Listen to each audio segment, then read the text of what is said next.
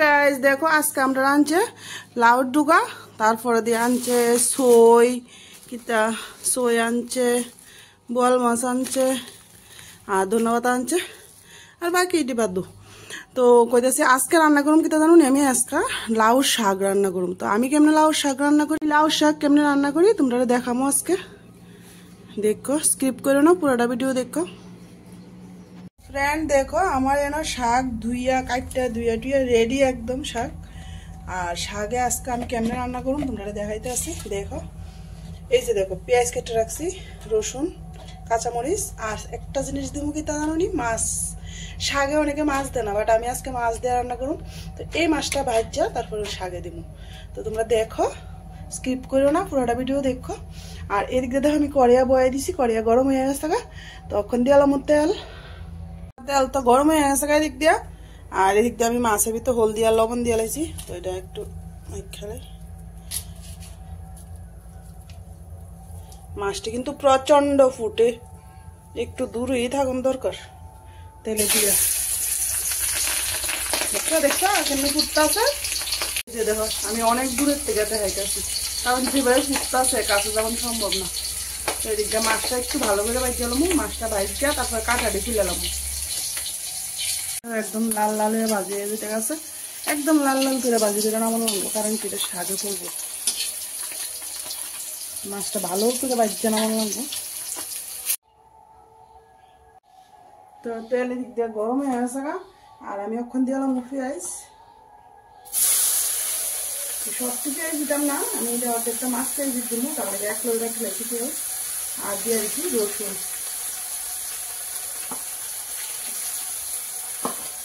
একটু ভাজিয়ে দিলে তারপরে দিই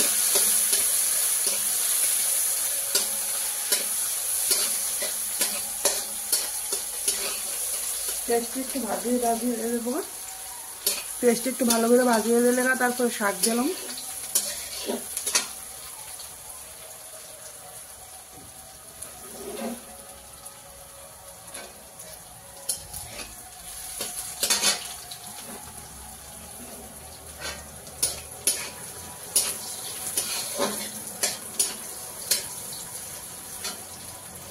এই যে শাক দিয়ে দিই এখন।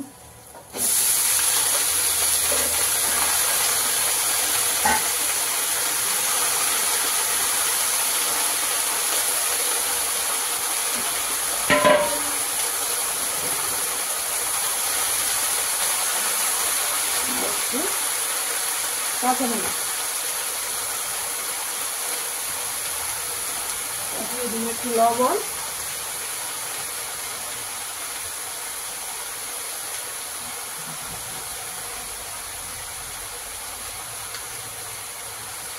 আর একটু হলদি।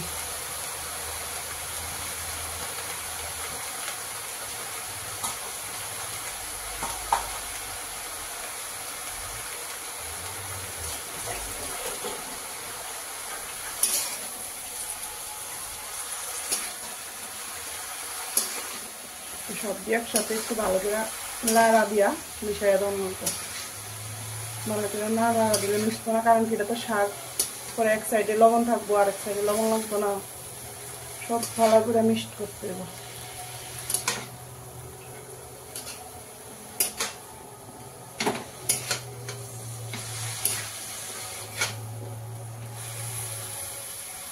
মিক্সড হয়ে গেছে, দেখো শাকটা মজা গেছে।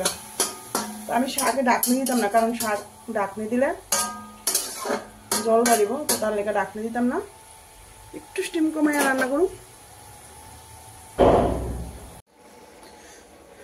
আমি মাছের কাঁটা খুললে লেছি, একদম মাছের কাঁটা একদম পরিষ্কার করে লেছি, তখন মাছটি দিয়ে দেবো।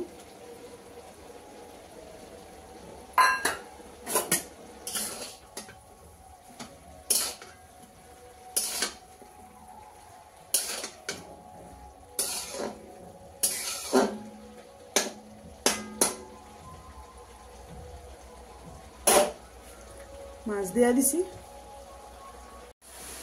আমার শাক দেওয়া হয়ে গেছে, তখন একটা ডাটা উঠে দেবো, সিদ্ধ দিয়েছি